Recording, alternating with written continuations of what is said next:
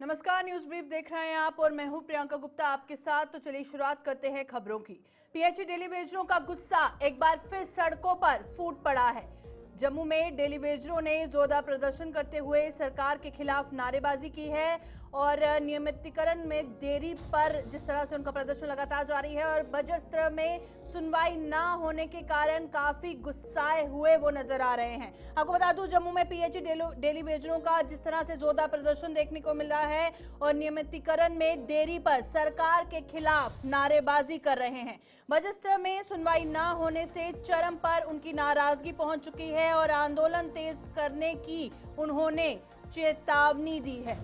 और मुख्यमंत्री उमर अब्दुल्ला द्वारा इस वर्ष नियमित करने के आश्वासन के बावजूद डेली वेजरों का कहना है कि बजट सत्र में भी उनकी मांगों को नजरअंदाज किया गया है। प्रदर्शनकारियों ने शहर में रोष रैली निकाली है और सचिवालय के नजदीक पहुंचकर सरकार के खिलाफ जमकर विरोध जताया। उनका आरोप है कि बार बार आश्वासन दिए जा रहे हैं लेकिन ठोस कार्रवाई नहीं हो रही है। डेली वेजरों ने स्पष्ट कहा है कि अब उन्हें सरकार पर कोई भी भरोसा नहीं रहा और यदि जल्द फैसला नहीं लिया गया तो आंदोलन को और तेज कर दिया जाएगा। नेताओं ने संकेत दिया कि अगली रणनीति की घोषणा जल्द की जाएगी।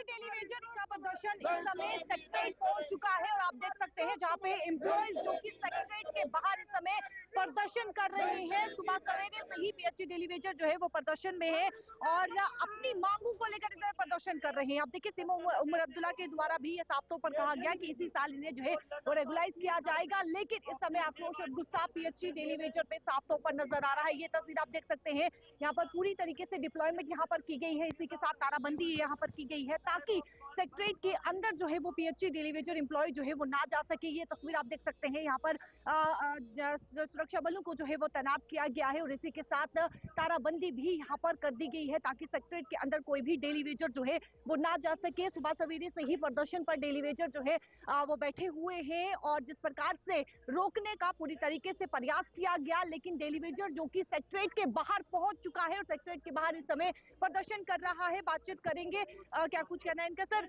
आप प्रदर्शन कर रहे हैं, क्या कहेंगे? सेक्रेटरीट के बाहर हैं आप, क्या कहना चाहेंगे? ये अंधी बैरी गोरी गुम की बैरी गवर्नमेंट जो अंदर बैठी हुई है उसको जगाने के लिए हम आज सेक्टर के बाहर खड़े हैं। इनको दिखाई देना चाहिए कि डेली वेजर जो रोडों पे बाहर है, जिन्होंने वोट दी है, इनकी आंखें खुलाने के लिए आज हम सेक्टर के बाहर खड़े हैं। सीएम उमर अब्दुल्ला के द्वारा ये कहा गया है कि इसी साल जो है वो रेगुलाइज किया जाएगा, क्या उम्मीद आपको भरोसा नहीं है? कोई भरोसा नहीं है मैम। सीएम के साथ इन्होंने सीएम साहब ने 9 महीने पहले एक कमेटी गठित की थी, उसकी उन्होंने बोला जो रिपोर्ट 6 महीने के अंदर आएगी उसके बाद हम इनका करेंगे। 6 महीने के बजाय 9 महीने हो गया इस रिपोर्ट को, अभी तक उस रिपोर्ट का कोई पता नहीं है।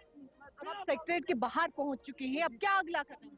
ये अब देखते हैं हमारी यूनाइटेड फ्रंट की सीनियर लीडरशिप है, वो जो बोलेगी हम वो करेंगे। ये आप देख सकते हैं जहाँ पे डेली वेजर इस समय जो है वो प्रदर्शन पर बैठा हुआ है और सुबह से ये तस्वीर आप देखिए, सुबह सवेरे से ही प्रदर्शन जो है वो डेली वेजर के एम्प्लॉय समय कर रहे हैं। अलग अलग जिला से डेली वेजर यहाँ पर पहुंचा हुआ अपनी डिमांड को लेकर। सीएम उमर अब्दुल्ला के द्वारा जो है वो ये भी कहा गया कि इस साल जो है वो रेगुलाइज किया जाएगा, क्या भरोसा नहीं है, उम्मीद नहीं है? देखो मैम, इन्होंने पिछले साल कमेटी बनाई, 14 में भी इन्होंने कमेटी बनाई थी। हमारा यही मेन मुद्दा है कि जो रोड मैप इन्होंने बनाया है उसको जल्दी से जल्दी बाहर निकाले और आज ही निकाले। हम अपने अपने घरों को चले जाएंगे ताकि हमें पता लगेगा उस रोड मैप पे कि क्या फेस उन्होंने बनाया है, कितनों को रेगुलेशन करने जा रहे हैं, हमें वो पता चलेगा। बाकी इन्होंने अपनी तनख्वाहें के लिए कोई कमेटी नहीं बनाई, अगर बनाई भी होगी तो वो 2 ही महीने के अंदर अंदर इन्होंने अपना फैसला कर दिया अपनी जो तनख्वाह का था। लेकिन हमारे पे कमेटी और हम यही चाहते हैं कि जल्दी से जल्दी हमारी कमेटी को सेक्रेटरीट के बाहर आप बैठे हैं, घेराव आपने करना था, आपने घेराव कर दिया है, अब अगला कदम क्या रहने वाला है? अगला कदम यह है कि हम सेक्रेटरीट के अंदर भी जा सकते हैं, ऐसी बात नहीं। लेकिन हम भी देखते हैं कि लाइन आर्डर को ऐसे गलत तरीके से नहीं वो करना है, क्योंकि वो ठीक नहीं रहता है। हम भी जानते हैं ये हमारे पुलिस वाले जो है बेचारे, ये भी हमारे लिए मतलब इनकी भी नौकरियों का मसला है, हम नहीं चाहते हैं वो। लेकिन वो साथ में ये बोलते हैं कि ये किसी पार्टी के, हम किसी पार्टी के नहीं है। अगर ये आज रोड मैप निकालते हम अपने अपने घरों को मैम चले बातचीत करने के लिए साफ तौर पर कहना है कि फेज वाइज मैंने जिस प्रकार से कहा गया है कि इस साल किया जाएगा, लेकिन कितने रेगुलाइज किए जाएंगे डेली वेजर, ये सवाल इनका है। सेक्रेटरीट का घेराव करना था, सेक्रेटरीट का घेराव कर चुके हैं और इस समय सेक्रेटरीट के बाहर प्रदर्शन डेली वेजर एम्प्लॉय जो है वो कर रहा है। कैमरा पर्सन संजय के साथ शिल्पा शर्मा, जम्मू। गुरेज से नेशनल कॉन्फ्रेंस के विधायक नजीर गुरेजी द्वारा एससी समुदाय को लेकर कथित तौर पर कसे गए तंज का मामला तूल पकड़ता जा रहा है। रामनगर से भाजपा विधायक सुनील भारद्वाज ने कड़ी प्रतिक्रिया देते हुए कहा कि गुरेजी के बयान से एससी समुदाय की भावनाएं आहत हुई हैं और उन्हें सार्वजनिक रूप से माफी मांगनी चाहिए। उन्होंने आरोप लगाया कि नेशनल कॉन्फ्रेंस की सरकार एससी विरोधी मानसिकता रखती है। वहीं पर नजीर गुरेजी ने इन आरोपों को खारिज करते हुए पलटवार किया। उन्होंने कहा कि भाजपा के साथ विधायक एससी समुदाय से हैं, लेकिन वे उनके वास्तविक मुद्दों पर आवाज नहीं उठाते। गुरेजी ने साफ कहा कि उन्होंने कुछ गलत नहीं कहा और वे किसी भी सूरत में माफी नहीं मांगेंगे। इनका it's a Heights of hypocrisy. जो डिक्शन प्लान, दोहरी राजनीति, डिवाइड एंड रूल की राजनीति ये लोग करते हैं, वही देखने को आज इनके शब्दों में भी मिली है। जो एससी विरुद्ध मानसिकता एनसी सरकार की है वही देखने को असेंबली में मिली है। लिहाजा मैं इनको बताना चाहता हूं कि एससी समाज भारतीय जनता पार्टी के साथ खड़ा है और उसके लिए रीजन है क्योंकि जो बाबा साहब भीमराव अंबेडकर जी का विजन था, वन इंडिया स्ट्रॉन्ग इंडिया, और he said on the floor of the parliament that article 370 and 35A are discriminatory. It creates divide because discrimination के खिलाफ थे बाबा साहब और उसको हटाते ही पॉलिटिकल रिजर्वेशन यहाँ पे मिली। 3 टायर सिस्टम इम्प्लीमेंट हुआ, 73rd 74th अमेंडमेंट यहाँ पे इम्प्लीमेंट हुई। जो हमारा सिप्पी गद्दी समाज, सिप्पी समाज या कोली समाज, एससी समाज, जिनकी बच्चियां पीएचडी कर लेती थी मगर उनको अधिकार नहीं था जम्मू कश्मीर में नौकरी लेने का, उनको अधिकार मिले। हमारे हजारों की तादाद में जो हमारे लीडर्स हैं उनको पॉलिटिकल रिजर्वेशन से उनको वॉइस मिली, अपना कंसर्न रेज करने का मौका मिला। जो भारतीय जनता पार्टी की समाज हित नीतियां हैं, चाहे वो पीएमएवाई, आप डाटा उठा के ले देखिए। When we talk of BPL people, so who are BPL people? It's SC and ST are the first line. तो सबसे ज्यादा बेनिफिट उन लोगों को हुआ। नेशनल कॉन्फ्रेंस के एमएलए ने कहा कि भारतीय जनता पार्टी जो है वो केवल और केवल एससी एसटी से वोट वसूल करती है, लेकिन जब देने की बारी आती है तो तब कहीं ना कहीं भारतीय जनता पार्टी चुप रहती है। देखिए, ये मैं पिछले 1.5 साल से एमएलए हूँ और 1.5 साल से मैं इनको देख रहा हूँ कि ये जो कहते हैं वो अलग है, जो करते हैं वो अलग है। चाहे हमने बात की रिजर्वेशन इन प्रमोशन की, तो दे आर मम, ये गवर्नमेंट है, ये उसको इम्प्लीमेंट करे। चाहे हम बात करें transfer policy of SC ST employees who are working in Kashmir, उसके लिए ये मम है। चाहे मैं बात करूं एससी स्कॉलरशिप की, उसका कोई जिक्र नहीं हुआ, एक पैसा स्कॉलरशिप का इन्होंने बढ़ाया नहीं है। उसके बाद एससी हॉस्टल की बात करूं, एक हॉस्टल इन्होंने नया बनाया नहीं है। इवन बड़े सारे हमारे hostel, for example Jammu university में girls hostel specially SC girl के लिए बना था। हम ये नहीं कहेंगे एससी गर्ल्स ही रहे, दूसरी गर्ल्स भी रहे, मगर एटलीस्ट एससी बच्चों को वहां रहने की सुविधा मिले। आज तक वो बिल्डिंग डिफंक बनी गई है, it's not operational till date. तो we have to fix the accountability. Speech खत्म करते करते एमएलए गुरेज ने जो है वो कहीं ना कहीं दोबारा से जो है वो तंज कसा। क्या इसे आप पॉलिटिकल स्टंट मानते हैं? देखिए, उनका मैं कहूंगा कि एक जो एससी विरोधी उनकी मानसिकता है और जो हिंदू समाज को डिवाइड करने की मानसिकता है, वो असेंबली के फ्लोर में आज हमें देखने को मिली। लिहाजा क्योंकि आज एजुकेशन की बात हो रही थी और बाबा साहब भीमराव अंबेडकर ने सबसे पहले बात की थी कि you have to educate yourself, ठीक है। The ultimate goal of human existence is expansion of your brain, expansion of your education. उस मुद्दे से ताकि हम इनको पूछें कि आपने स्कॉलरशिप कितना दिया, पीएचडी में कितना दिया, पोस्ट मैट्रिक में कितना दिया, एमएससी में कितना दिया, और जो हमारे स्कॉलर्स हैं या पोस्ट डॉक्टरेट स्टूडेंट्स हैं, what is the plan of the government for them. उस चीज से हटाने के लिए इन्होंने फिर से एक डिवाइड करने के लिए एक और नया शगुफा आज फिर फैला। बहुत बहुत शुक्रिया बातचीत करने के लिए। कैमरा पर्सन संजय के साथ शिल्पा शर्मा। इस वक्त 7 एससी हमारे बैठे हैं अंदर एमएलए। एससी को चुन के बीजेपी के विधायक बना के यहाँ भेजा था। किस लिए भेजा है? ताकि उनके मसाइल को हल करे, उनकी बात करे।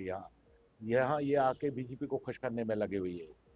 यहाँ मुझे ये बताया 8 साल से गवर्नर साहब रहे और बीजेपी और पीडीपी की हुकूमत रही। एक कानून ये कह रहे 317 हमने इसलिए हटाया क्योंकि मरकजी कानून यहाँ इम्प्लीमेंट नहीं हो रहे थे, तो बाकी तमाम कानून उन्होंने इम्प्लीमेंट किए। इन 7 साल में ये रिजर्वेशन एंड प्रमोशन क्यों नहीं किया? क्योंकि वो उनके लिए अच्छा नहीं है, वो उससे दलितों का फायदा है, उससे एसटीज का फायदा है, इसलिए इन्होंने नहीं किया। इसीलिए मैंने कहा कि भाई आप लोग आवाज उठाओ, आप पार्टी के लाइन पे मत चलो, आपको लोगों ने वोट दे दिया है, आप लोगों की बात करो। जिन लोगों ने आपको पहुंचाया है, एससी लोगों ने पहुंचाया ना, एससी ने तो वोट देकर पहुंचाया ना। यहाँ एससी थे तो तभी एमएलए बने ना, और उनकी बात नहीं करेंगे यहाँ। अगली बार इनमें से किसी को नहीं भेजेंगे वो, या तो पॉलिटिकल रिजर्वेशन देने का मतलब है मुझे वजीर आला बनाया, ठीक है मैं वजीर आला बना हूँ, काम कुछ नहीं करूंगा, लोगों की बात नहीं करूंगा, लोगों के मसाइल हल नहीं करूंगा, तो मेरे बनने से क्या फायदा है? गुरेज वालों ने मुझे वोट देकर बनाया कि भाई आप नजीर गुरेजी जाओ, कल जाके कहूंगा मुझे बनाया था, ये मेहरबानी है नेशनल कॉन्फ्रेंस की, लेकिन मैं काम नहीं कर सका। तो बीजेपी ने दे दिया, लेकिन वोट किसने दे दिया? वोट तो लोगों ने दे दिया ना, तो लोगों की बात करनी है ना, जिनका वोट लेके आ रहे हैं हम। वो मांगते नहीं है। मैं तो इससे ज्यादा बोलूंगा कि इस चीज के खिलाफ है, नहीं करते हैं। ब्राह्मणों की पार्टी है बीजेपी। कठुआ के गांव खानपुर में पाकिस्तान इंटरनेशनल एयरलाइंस लिखा गुब्बारा मिलने की घटना सामने आई है, जो सुरक्षा एजेंसियों के लिए चिंता का विषय बन गई है। इस तरह की घटनाएं पहले भी कई बार हो चुकी हैं, जहां पर पाकिस्तान से जुड़े गुब्बारे या झंडे भारतीय सीमा में पाए गए। सुरक्षा एजेंसियां इस मामले की जांच कर रही हैं और ये पता लगाने की कोशिश कर रही हैं कि ये गुब्बारा हवा के साथ स्वाभाविक रूप से आया या फिर जानबूझकर भेजा गया। इसकी सूचना पुलिस को मौके पर पहुंचकर इस गुब्बारे को अपने कब्जे में ले लिया और स्थानीय लोगों से अपील की गई है कि अगर उन्हें इस तरह की कोई भी संदिग्ध वस्तु दिखाई देती है तो उसे छूने या हटाने की कोशिश ना करें और तुरंत पुलिस को सूचित करें।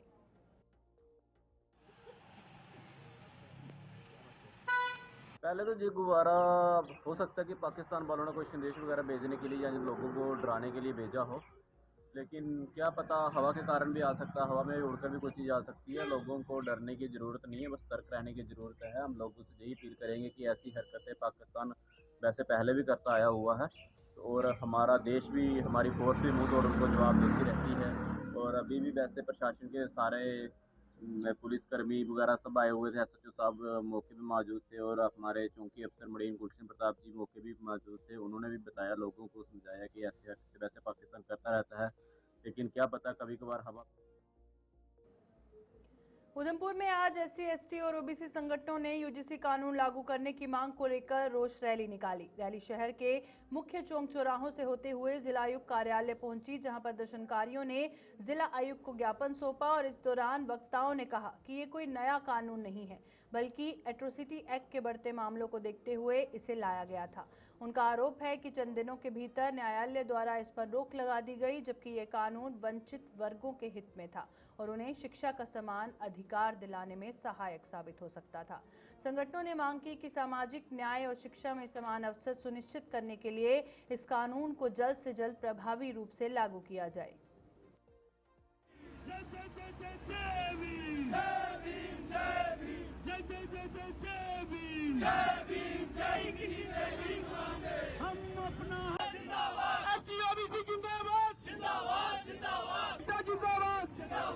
जब ये लागू हो जाएगा तो थोड़ी सी इक्वालिटी बन जाएगी। अगर इक्वालिटी हो जाएगी तो हमारे लोगों को फायदा होगा, पूरे इनको भी होगा, जिनको तकलीफ हो रही है इनको भी फायदा होगा।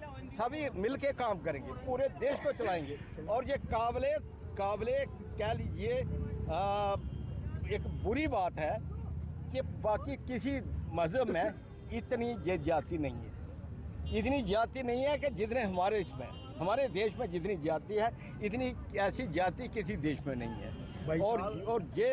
और ये सब कुछ ये कर रहे हैं, ये सब कुछ कर रहे हैं। अभी भी ये हमारे लोगों को घोड़े पे नहीं चढ़ने देते, अभी भी हमारी लाशों को अपने बाहर से अपने जमीन से नहीं गुजरने देते। सड़कों पे चलाना पड़ा। वो क्या है वो इनइक्वालिटी। और आप मेरे बच्चे कभी बोले उस पर? आपने कभी जब कहा इनको, आपने इनको क्वेश्चन किया क्या? डीसी कठुआ के निर्देश पर जिले में संचालित स्टोन क्रशरों के खिलाफ प्रशासन ने सख्त कार्रवाई करते हुए जांच अभियान चलाया। कठुआ के तहसीलदार विक्रम शर्मा के नेतृत्व में गठित टीम ने विभिन्न स्टोन क्रशर इकाइयों का औचक निरीक्षण किया और इस दौरान पर्यावरण मानकों और अन्य निर्धारित नियमों की जांच की गई। निरीक्षण के दौरान एक स्टोन क्रशर नियमों का उल्लंघन करता पाया गया, जिस पर तुरंत कार्रवाई करते हुए उसे बंद करवा दिया गया। प्रशासन को पिछले कुछ समय से स्टोन क्रशरों द्वारा नियमों की अनदेखी और प्रदूषण संबंधित शिकायतें मिल रही हैं। इन्हीं शिकायतों के आधार पर यह अभियान चलाया गया और तहसीलदार ने स्पष्ट किया कि नियमों की अनदेखी किसी भी सूरत में बर्दाश्त नहीं की जाएगी और आगे भी ऐसे ही निरीक्षण जारी रहेंगे। प्रशासन की इस कार्रवाई से अन्य क्रशर संचालकों में हड़कंप मच गया है। तो हम यही देख रहे हैं कि कौन से क्रशर हैं जिनको परमिशन है, किसको परमिशन नहीं है, जो काम कर रहा है यहाँ पर, रन कर रहा है अपना यूनिट। और सबसे इम्पॉर्टेंट चीज़ है कि इनके पास डॉक्यूमेंट्स क्या हैं, लैंड रिलेटेड डॉक्यूमेंट्स, एनओसीज वगैरह हैं, पीसीबी की, डीएमओ ऑफिस से वगैरह वगैरह। तो वो सारी चीज़ें हम इनसे ले रहे हैं, डॉक्यूमेंट्स ले रहे हैं। फर्दर हम जो भी हमारी रिपोर्ट बनेगी फाइनलाइज, तो हम वो डिप्टी कमिश्नर साहब को जमा करवा देंगे। मीनवाइल इनसे मेरा यही कहना है, जो मैंने इनको कहा भी है क्रशर वालों को, कि अगर परमिशन है तो वो चलाएं क्रशर को, प्रोविजंस को फॉलो करके। जिनके पास परमिशन नहीं है तो लिहाजा वो उसको बगैर परमिशन के ना चलाएं। जी हाँ, रूटीन में जैसे हमारे पास ऑर्डर आ जाता है, पीसीबी से डी साहब को ऑर्डर आता है, बाकी डिपार्टमेंट्स को भी जाता है, उसमें मुझे भी जैसे आ जाते हैं। तो आज एक हमारा क्रशर था यहाँ पर, उसको हमने ऑर्डर पे, पीसीबी का जो ऑर्डर था उसके मुताबिक हमने उसको क्लोज डाउन किया है। और काफ़ी सारे क्रशर बंद हैं जिनके पास परमिशन नहीं है, उनके बंद हैं क्रशर। जहाँ पर पीसीबी के ऑर्डर आए हमारे पास पोल्यूशन कंट्रोल बोर्ड से, उनको हमने सील किया। तो बाकी इन लोगों को बताया भी है, जहाँ पर हमें कुछ लगा कि इनको बताने की ज़रूरत है, तो खैर इनको खुद भी मालूम है। स्प्रिंकल्स आपने देखे होंगे, स्प्रिंकल्स भी लगे हैं जिनके पास परमिशन है, 4 यूनिट्स के पास परमिशन भी है पीसीबी की तरफ से, वो चल भी रहे हैं। स्प्रिंकल्स वगैरह लगाए हैं उनने। कुछ जैसी छोटी छोटी कमियाँ तो उनको बता भी दिया है। पीर पंजाल विंटर फेस्टिवल के तहत सुरनकोट में लड़कियों की खो खो प्रतियोगिता का सफल आयोजन किया गया। रोमियो फोर्स द्वारा आयोजित इस टूर्नामेंट का उद्देश्य खेल भावना को बढ़ावा देना और युवतियों की खेलों में भागीदारी सुनिश्चित करना था। प्रतियोगिता में पुंछ जिले के विभिन्न क्षेत्रों में आई कुल 9 टीमों ने हिस्सा लिया। मुकाबले बेहद रोमांचक रहे और खिलाड़ियों ने फुर्ती, टीम वर्क और जज्बे का शानदार प्रदर्शन किया। कार्यक्रम में नायब तहसीलदार राजेंद्र शर्मा मुख्य अतिथि के रूप में उपस्थित रहे और उन्होंने आयोजन की सराहना करते हुए कहा कि ऐसे कार्यक्रम बेटियों को सशक्त बनाने और सामुदायिक एकता मजबूत करने में अहम भूमिका निभाते हैं। जरूर है, लेकिन ये ध्यान रखना होगा। अफजल रज़ाक है और मैं टीम साजिद क्लब से हूँ। हम यहाँ पर आए विंटर फेस्टिवल जो इसने इंडियन आर्मी ने ऑर्गेनाइज़ किया है। हमें बहुत अच्छा मौका मिला यहाँ पर अपना जो टैलेंट है वो बताने का। अभी हमारा फर्स्ट मैच चल रहा है यहाँ पर और काफ़ी ज़्यादा अच्छा हम खेल भी रहे हैं। हमें बहुत ज़्यादा फ़ायदा है अगर ऐसे वाले मतलब जो ये फेस्टिवल ऑर्गेनाइज़ करते हैं, अगर और ज़्यादा ऑर्गेनाइज़ करें तो जितने भी ये जो बच्चे हैं, आज के जो यूथ हैं, वो नशे से दूर रहेंगे। इंडियन आर्मी का हम बहुत बहुत दिल से हम थैंक यू करते हैं कि उन्होंने इतना अच्छा यहाँ पर ऑर्गेनाइज़ किया अपना। हम गोथल से आए, हमारी टीम साजिद क्लब है और हमारे यहाँ पर खो खो का मैच है। दुनिया जाज है, मैं मलिक क्लब से आई हूँ यहाँ खेलने के लिए। हम पिछले साल भी यहाँ फाइनल जीत के गए हैं और इंशाल्लाह इस साल भी जीतेंगे। हमारी आर्मी का शुक्रिया अदा करना चाहते हैं कि वो हर साल हमारे लिए आर्गुमेंट तैयार करते हैं। हम उम्मीद करते हैं कि आगे भी ये चलता रहे। ये लड़कियों को ये फ़ायदा है कि मैक्सिमम लड़कियों को घर से मतलब नहीं आने देते और हम उन पेरेंट्स से रिक्वेस्ट करते हैं कि उन लड़कियों को आगे आने का मौका दें ताकि वो अपना फ्यूचर बना सकें। On the behalf of civil society और स्पोर्ट्स फेटर्निटी की ओर से इंडियन आर्मी का तहे दिल से शुक्रिया अदा करूंगा, जिस प्रकार से वो वक्तन फ़वक्तन यहाँ पर स्पोर्ट्स इवेंट करवाते हैं ताकि एंटी नेशन और ड्रग्स जैसी जो वबाएं यहाँ पर सोसाइटी में फैली है उससे दूर रखने का एक अच्छा माध्यम है। और हम उम्मीद करते हैं कि ऐसे टूर्नामेंट जो है इंडियन आर्मी हमेशा से करवाती रहे ताकि जो है बच्चों को एक अच्छा एक्सपोजर मिले। वो नेशनल रामबन की पंचायत रकजड़ोग के अंतर्गत बरथल से धमताल तक बनी 1.5 किलोमीटर लंबी सड़क एक बार फिर बंद होने से स्थानीय लोगों को भारी परेशानियों का सामना करना पड़ रहा है। ये सड़क वर्ष 2021 में पीडब्ल्यूडी द्वारा नाबार्ड योजना के तहत बनाई गई थी और इसके शुरू होने के बाद यातायात सुचारू रूप से चल रहा था। ये मार्ग रकजड़ोग पंचायत को बटोत तहसील मुख्यालय से जोड़ता है, जिससे लोगों को आवागमन में बड़ी सुविधा मिली थी। लेकिन कुछ समय के बाद कुछ लोगों द्वारा सड़क को दोबारा बंद कर दिया गया, जिससे दैनिक यातायात प्रभावित हो गया और स्थानीय निवासियों ने प्रशासन और संबंधित विभाग से तुरंत हस्तक्षेप कर सड़क को शीघ्र खोलने की मांग की है ताकि आम जनता को राहत मिल सके। जनाब, यहाँ भी अगर रोड बना है तो इसमें गाड़ियाँ चलनी चाहिए, क्योंकि हमें बहुत प्रॉब्लम है। तो अगर करोड़ों रुपया खर्च करके ब्रिज बनाए, इतने मतलब रोड बनी, तो फिर ये रोड बंद क्यों है? तो बाकी रहा हमें भी मुआवजा मिलना चाहिए, तो बाकी रहा रोड खोलना चाहिए। हम बहुत मुश्किलात में हैं। आज भी मेरी एक मदर इतनी सीरियस थी, वो मैंने जहाँ 100 रुपये के साथ गाड़ी लानी थी, वहाँ आज मैंने 2000 रुपया दिया, जहाँ सब लोग जो देख सकते हैं कि उस गाड़ी में किस हालत में उनको 2000 रुपया देकर घर पहुँचाया। ना उनको उठा सकता था, ना कोई जरिया था। हमारी इतनी रिक्वेस्ट है कि ये रोड हमें हो जाए तो बहुत अच्छा है। जी हाँ, बीच में जब पुल ब्रिज बना ना यहाँ पे पीछे, तो ये देख लो, आप देख सकते हैं यहाँ पे निशान है, गाड़ियों के टायर लगे हुए हैं। आज भी जिनके हम लोगों की गाड़ी ये लगी हुई है, गाड़ी वो देखो आगे गाड़ियाँ लगी हैं, चल रही हैं। लेकिन मुआवजा मिले तो उनको मिलना चाहिए, उनका राइट है। लेकिन आम लोगों का राइट भी है कि उनको भी फैसिलिटी मिलनी चाहिए। जो रोड जिसके लिए ये बना है, रोड जिसके लिए ये सर्वे हुआ था, उनको तो फायदा हुआ ही नहीं कुछ। 2021 में इसके टेंडर लगे थे और तब से इसकी मरम्मत वगैरह तकरीबन बन रही। लोगों ने ज़मीनें दी थी रास्ते के लिए, तो रास्ता बन चुका है। लेकिन इसमें यह है कि कुछ थोड़ी सी अड़चन आ रही है। हमारी एडमिनिस्ट्रेशन से अपील भी है और हम पुरजोर उनसे गुजारिश भी करते हैं कि ये इसका नोटिस लिया जाए कि आया इसमें वजह क्या है, इसको फ़ौरन खोला जाए, क्योंकि लोग सफ़र हो रहे हैं, लंबा चौड़ा सफ़र है, उधर से जाना पड़ता है। ये लोग 13-14 किलोमीटर उधर से मुड़कर आते हैं। ये इनको इधर से बज़दार नज़दीक है, और ये लोग जो यहाँ के रहने वाले हैं, बड़तल के, दमताल के, ये ज़मींदार लोग हैं और ज़्यादातर ये सब्ज़ी वगैरह उगाते हैं। वो इनको बड़ी प्रॉब्लम होती है, बाज़ार तक जो ले जाते हैं पीठ पे उठा कर ले जाते हैं। इसलिए हमारी सरकार से भी और डीसी साहब से ये गुजारिश है कि इन लोगों का कंपलसेशन जो है इनको जल्द अज जल्द दिया जाए, और सरकार से भी हमारी ये दरख्वास्त है कि कंपलसेशन इनको जल्दी से जल्दी दिया जाए, ताकि ये लोग जो है जो एक इशू बना रखा है रास्ता बंद करने का, ये न हो। 2021-22 में बड़थल से दमताल तक एक रोड तामीर हुई थी, तो उस वक़्त सारे लोग खुशी खुशी, लोगों ने ज़मीनें भी दी, सब कुछ दिया। तकरीबन ये 1.5 किलोमीटर है, इधर से बाज़ार तक 4 किलोमीटर बनता है। वाया दरमोंड ये कोई 11-12 किलोमीटर बनता है। लोगों ने ज़मीनें दी, यहाँ के लोग ज़मींदार हैं, सब्ज़ी उगाते हैं, फ्रूट बनता है।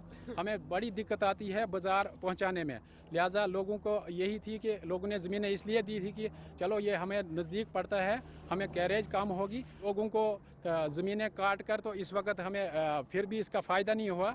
2021-22 में रोड थ्रू हुई, GSB पड़ा, पुल बने, पुलियाँ बनी, सारा कुछ इधर हुआ। एडमिनिस्ट्रेशन से गुजारिश करते हैं कि जल्द अज जल्द इस रोड को खोला जाए, ताकि लोग। पुंछ जिले की सब डिवीजन धना मंडी का सरकारी अस्पताल बुनियादी स्वास्थ्य सुविधाओं की भारी कमी से जूझ रहा है। करीब 1 लाख से अधिक की आबादी के लिए यहाँ केवल एक प्राइमरी हेल्थ सेंटर उपलब्ध है, जो क्षेत्र की जरूरतों को पूरा करने में असमर्थ साबित हो रहा है। अस्पताल में आवश्यक दवाइयों की लगातार कमी बनी हुई है, जिससे मरीजों को बाहर से महंगी दवाएं खरीदनी पड़ रही हैं, और इसके अलावा स्टाफ की भी भारी कमी है। NHM के तहत डॉक्टरों के 4 स्वीकृत पद लंबे समय से खाली पड़े हैं, और वर्तमान में केवल 2 डॉक्टर तैनात हैं, जिन पर मरीजों का अत्यधिक दबाव है। सीमित संसाधनों के कारण मरीजों को समय पर और बेहतर इलाज नहीं मिल पा रहा, जिससे लोगों में रोष व्याप्त है। यहाँ पे 2 डॉक्टर हैं, और 2 डॉक्टर जो डे एंड नाइट वो चलाते हैं इस हॉस्पिटल को। जितना NRHM में स्टाफ सैंक्शन है, उसमें से कुछ लोग हैं, कुछ है ही नहीं है। स्टाफ की तो बिल्कुल ही यहाँ किल्लत है, और बड़ी बदनसीबी ये है कि जितनी सैंक्शन पोस्टें थी वो भी यहाँ फिलअप नहीं है। अब मैं दरख्वास्त करूंगा कि हमारी सरकार से, खासकर यहाँ पे जो सफाई कर्मचारी हैं, वो इस हॉस्पिटल में बिल्कुल नहीं है। बिल्डिंग तो बहुत बड़ी बना के तैयार कर दी है, जितनी सब डिस्ट्रिक्ट हॉस्पिटल की होती है, लेकिन इसमें स्टाफ नहीं है। अब सफाई नहीं होगी तो हॉस्पिटल कैसे चलेगा? यहाँ की या इस हॉस्पिटल में जो है नॉर्मल जो PSC की रूटीन में दवाइयाँ आती हैं, उतनी ही दवाइयाँ इसमें आती हैं, जो कि काफी जो है कम है यहाँ की आवाम के हिसाब से, क्योंकि ये एक मुगल शारा से जुड़ी हुई हॉस्पिटल है। यहाँ पे एक बहुत बड़ी जियारत है, जहाँ पे नेशनल और इंटरनेशनल लोग भी यहाँ पे आते हैं। यहाँ बैरून रियासत से भी लोग आते हैं, और यहाँ पे बहुत सारे हादसा हो जाते हैं, तो यहाँ पे कोई भी जो है उसको फौरन रेफर करना पड़ता है GMC में। तो GMC में आप देखते हैं कितना पहले ही से बर्डन है। तो मेरी दरख्वास्त सेंट्रल गवर्नमेंट से, हमारी स्टेट गवर्नमेंट से यही रहेगी कि इसको बढ़ा के CHC का दर्जा फौरन किया जाए। इस PHC के अंदर डॉक्टरों की इतनी बड़ी कमी है। 2 डॉक्टर हैं यहाँ पर, सारे परमानेंट। जो यहाँ पर दिन और रात दोनों डॉक्टर काम करते हैं। यहाँ पर ओपीडी जो है वो तकरीबन 200 से ऊपर ओपीडी हर दिन होती है। उस ओपीडी को लेकर वो 2 डॉक्टर दिन को देखेंगे, रात को देखेंगे, वो कैसे करेंगे। दूसरा, यहाँ पर एनआरएचएम की 4 पोस्टें हैं डॉक्टर्स की जो आज तक खाली हैं। वो कोई डॉक्टर भी यहाँ पर नहीं आया। और दूसरा, बाकी स्टाफ भी कम है, जैसे एक्सरे या अल्ट्रासाउंड का भी कोई यहाँ पर नहीं है। और सबसे बड़ी बात है कि सफाई वाला यहाँ पर कोई नहीं है थाना मंडी पीएचसी के अंदर। ये बड़ी बदकिस्मती की बात है कि हम लोग इस अस्पताल के बारे में कितनी बार बोले, यानी जो भी हुकूमतें इससे पहले आई, कोई भी इस हुकूमत ने सुना। पता नहीं ये अस्पताल किस चीज का शिकार है। यहाँ पर ये बॉर्डर से सटे हुए इलाके हैं, दो रजौरी और पुंछ, इसकी तरफ ध्यान नहीं दिया जाता। मैं दोबारा लास्ट में यही कहूँगा अपने यहाँ की चुनी हुई सरकार से और एलजी इंतजामिया से कि थाना मंडी का अस्पताल को जल्द अज जल्द इसको सब डिस्ट्रिक्ट अस्पताल बनाया जाए। बिल्डिंग तो यहाँ पर ट्रिपल स्टोरी है, लेकिन अफसोस की बात यह है कि स्टाफ की यहाँ पर बहुत कमी है। तो मेरी इंतज़ामिया से यही दरख्वास्त रहेगी कि यहाँ पर जो ये हॉस्पिटल जो है इसको अपग्रेड किया जाए, इसको सब डिस्ट्रिक्ट हॉस्पिटल बनाया जाए, ताकि जितने भी जो वैकेंट पोस्टें हैं वो सारे यहाँ पे डॉक्टर वगैरह जो हैं, सफाई कर्मचारी जैसे हैं वो नहीं है यहाँ पर, वो सारे यहाँ पर अवेलेबल। और दवाइयाँ वगैरह यहाँ से जो नहीं मिल रही हैं, जब ये हॉस्पिटल अपग्रेड हो जाएगा तो उसके बाद हमें ये सारी चीज़ों की सहूलियत। अभी के बुलेटिन में फिलहाल इतना ही। दीजिए इजाजत। नमस्कार।